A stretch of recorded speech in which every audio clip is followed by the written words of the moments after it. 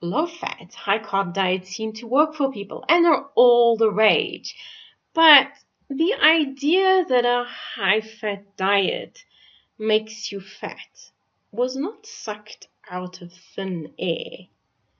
If you want to make an animal fat, a quick and easy way to do it is to feed it more fat.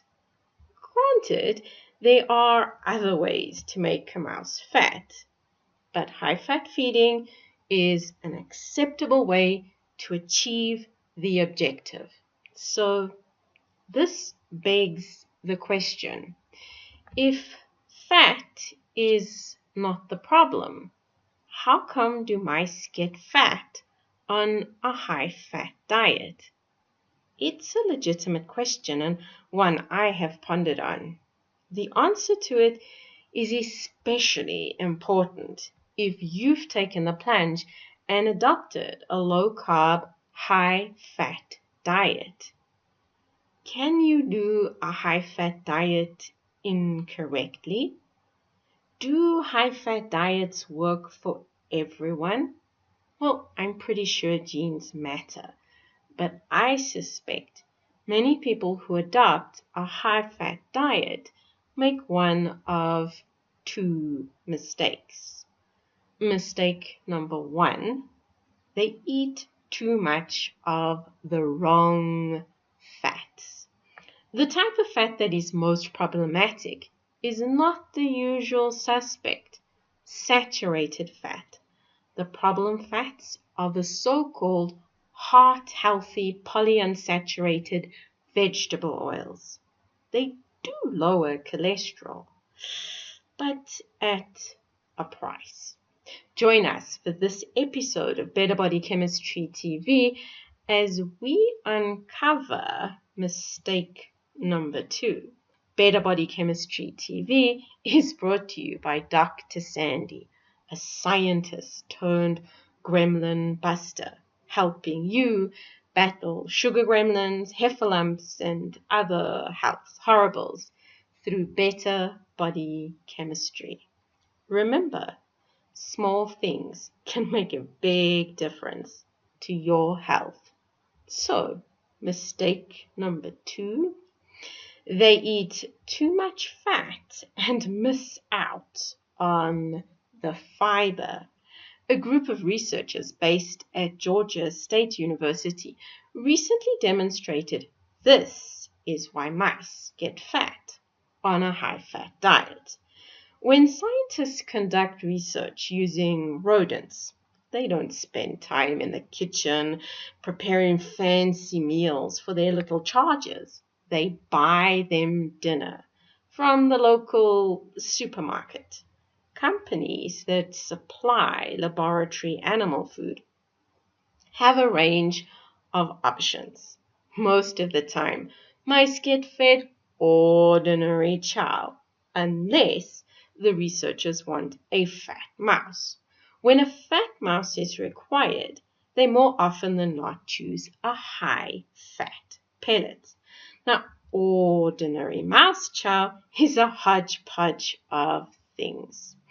There's a little plant protein and a little animal protein.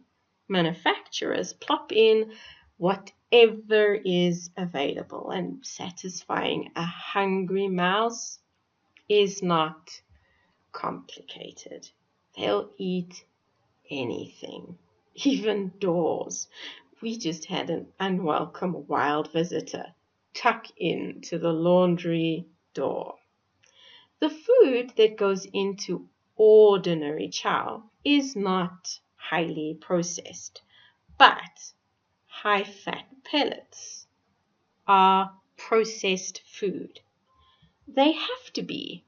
The manufacturers have to follow a specific recipe to create these special pellets. High-fat pellets require the right mix of ingredients, starting with high fat. Typically, the percentage fat is set at 60%. Lard or vegetable oil can be used to achieve this figure. Next, the other macronutrients are added. The protein content is usually set at 20%, leaving carbs to make up the last 20%. But loading up the pellet with macronutrients is not enough. Just like us, mice need to get their vitamins and minerals to thrive. A dollop of vitamin and mineral mix plus a pinch of choline and some sulfur amino acids rounds off the nutritional ingredients. The final thing typically added is a smidgen of fiber, and frequently insoluble fiber is the fiber of choice. Laboratory mice enjoy their dinners. But there is a difference between a highly processed dinner and something a bit more natural. Our team wondered if this mattered. So they fed batches of mice different dinners. Mice eating processed dinners were fatter. The amount of fat in the dinner did impact the level of fatness, but mice eating a low-fat processed dinner was still a lot fatter than mice eating the less processed ordinary chow. Oops! Fat was not the only factor causing fatness. When the team looked inside the mice, they found mice eating the highly processed diets had less intestine. Seriously, they had more fat and less intestine. Their intestines were significantly shorter and weighed less. So what could cause the intestine to shrivel up like that? Lack of fiber. A series of further experiments found the mice eating processed dinners had the wrong crowd living in their gut. The reason? There wasn't enough soluble fiber to feed the good bacteria. When the team supplemented the processed food with generous quantities of soluble fiber, the animals' guts looked normal and their weight problems improved. A high-fat, low-fiber diet is a disaster for mice. Odds are, it's not a health move for humans either. Are you making this mistake? Unfortunately, if you're eating lots of high-fat foods, you are at risk of being short of fiber. Both food manufacturers and Mother Nature doesn't pack these two ingredients together on a routine basis. So it's a mistake that is easily made. This research suggests countless scientists are making this mistake. Are you? If you're following a higher fat diet, which is something we recommend, especially if you're insulin resistant, make sure you do your butter with broccoli. It tastes so much better, and it's the candy floss way to losing weight. For more information about candy flossing your way to being skinny, download our free Willpower Report and begin the journey today to better body chemistry and better health.